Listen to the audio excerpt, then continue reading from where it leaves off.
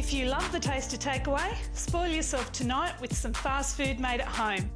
Tonight on Home Cooked, Julie makes a takeaway favourite, beer-battered fish and chips. From the comedy club to the kitchen, we test Cal Wilson's culinary skills. What are you, some kind of comedian? I hope so. And is Julie's flatbread pizza as quick and easy as home delivery?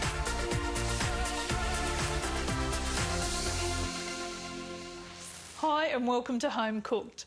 Takeaway food is definitely quick and easy, but tonight I'm going to cook some fast food favourites that are healthier, that are cheaper and that taste even better. And I'm going to start with one of my all-time favourites, Thai chicken curry.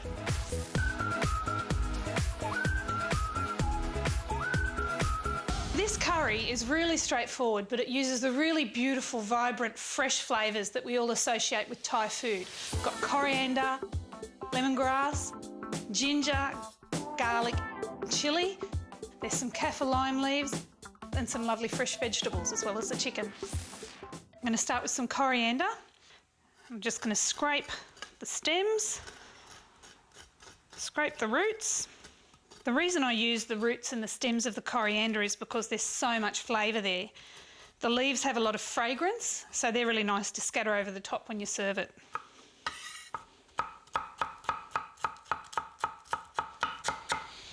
Okay, I'm going to put the leaves aside for serving and pop this into a mortar and pestle. When I'm using lemongrass, I only want to use the white bit down the bottom because once you get up into the pale bit, it's sort of fibrous and it's not very pleasant to eat. So chop off the root and just use the white bit. And a good rule of thumb is, down the bottom in the juicy part, there's the pink rings around there. If you can still see those, that's the bit you want to eat. It's really important to cut this very finely, otherwise you're going to be on the mortar and pestle for hours trying to grind it down. Slice a 5cm piece of peeled ginger, 1 or 2 cloves of garlic, then chop 2 small red chillies. So that's all in the mortar and pestle. This is really good if you've had a bad day.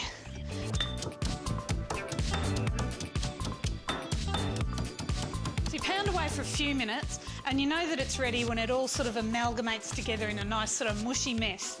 So that's done. Just going to prep the rest of the veggies for the dish. So we're going to have some zucchini ribbons.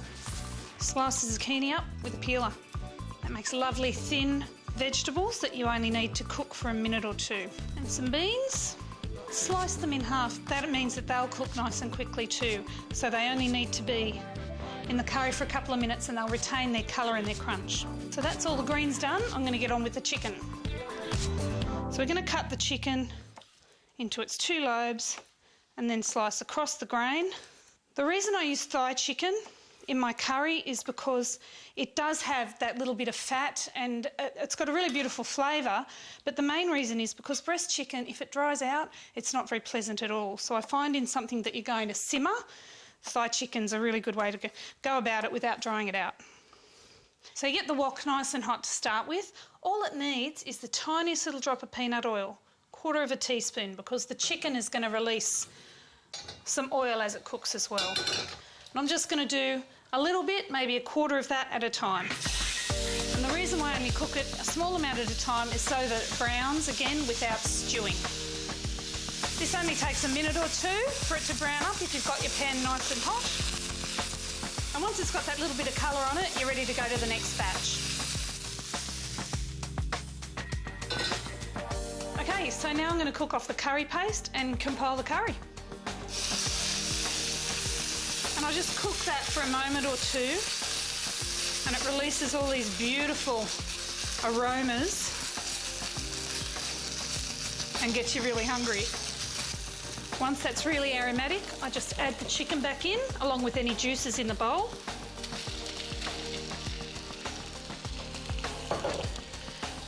Toss that around so it's all coated.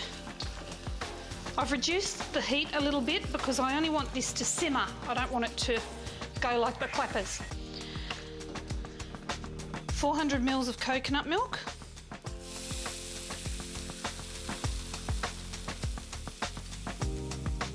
Some kaffir lime leaves. And I'm just going to simmer that for about 5 minutes until the chicken's cooked all the way through. That's starting to smell really great now. I've got all the beautiful lemongrass and chilli and garlic aromas. And now that the coconut milk's heating up, beautiful, delicate aroma of coconut as well. When there's about a minute left to go of the cooking, just throw in the beans and the zucchini. In this curry you could use snow peas, Asian greens, really you can use whatever you've got in the fridge.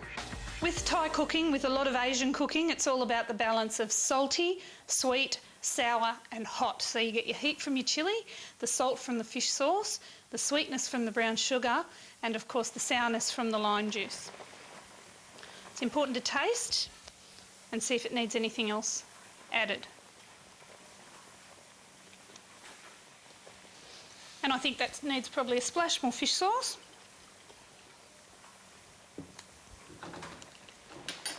And I reckon we're good to go. I like to serve this with some beautiful steamed jasmine rice and some lovely fresh coriander on top. And that to me is absolute takeaway bliss, my favourite.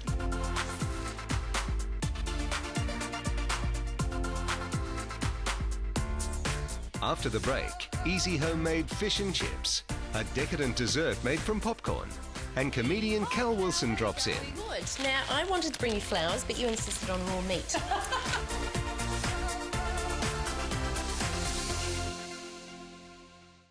For best results, I never compromise on the quality of my ingredients. That's why I always buy Glad, not the imitations. So whether I'm baking,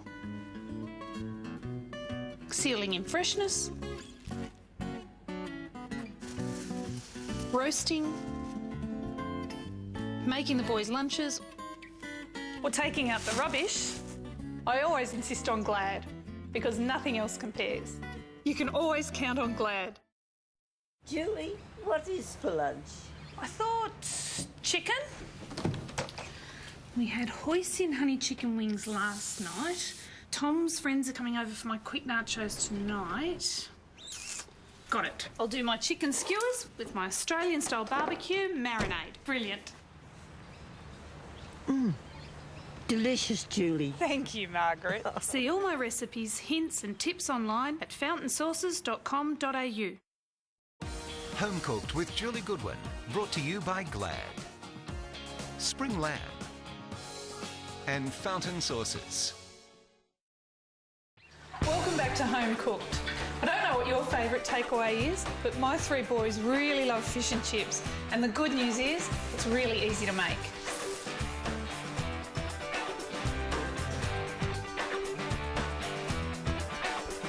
For the recipe today, we're going to make fish and we're going to make a beautiful fresh tartare sauce. I'm using lovely flathead fillets today, and tartare sauce is with capers, mayonnaise, mustard, gherkins and fresh dill. To start with the batter, it's just 1 1/3 cups of plain flour,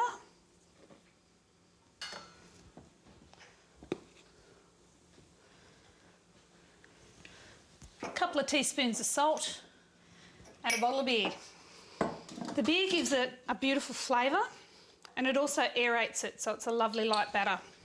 So I just mix the salt into the flour and I just pour this in slowly and whisk as I go. And that helps to prevent too many lumps from forming.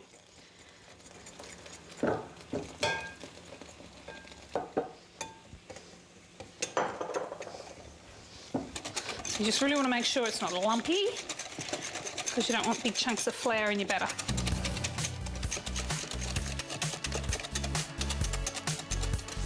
So what we're going to do now is dip the fish into some flour, then into the beer batter, and once the batter drains off, gently place the fish in the boiling oil. And it should bubble just like that. Now deep frying's got a bit of a bad rap because of, obviously, you're submersing your food in fat. But if you have your oil at the right temperature, then the food doesn't absorb the oil. And you actually find that if you cook something like this, if you pour the oil back into the bottle you poured it out of, there won't be very much missing. So the key is having the oil hot enough so that the food doesn't absorb too much oil, but not so hot that it burns before it cooks in the middle.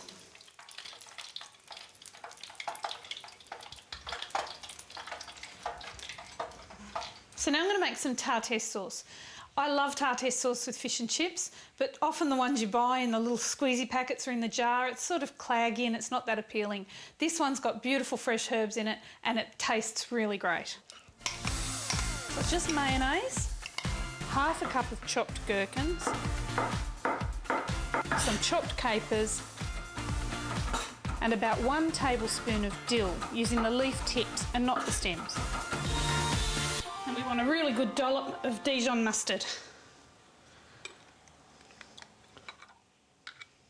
Good couple of teaspoons or even a tablespoon of that gives it a beautiful zing.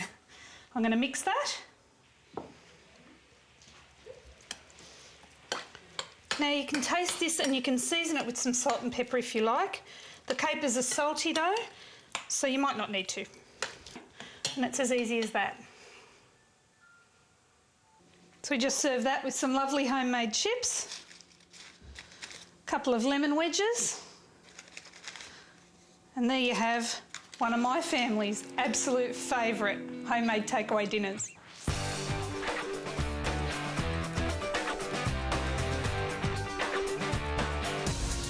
To add some magic to your night, why not try my quick and easy caramel popcorn?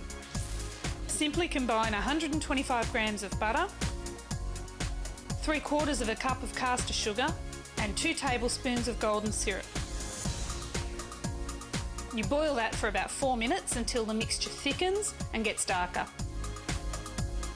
Toss some mixed nuts or some peanuts through your freshly popped corn, then pour over the caramel sauce. Spread on a tray and wait a few minutes for the caramel to set, then serve in individual bags. And there you have it, caramel popcorn. Coming up, Julie and comedian Cal Wilson enjoy a late-night kebab without leaving the house. Look what we made.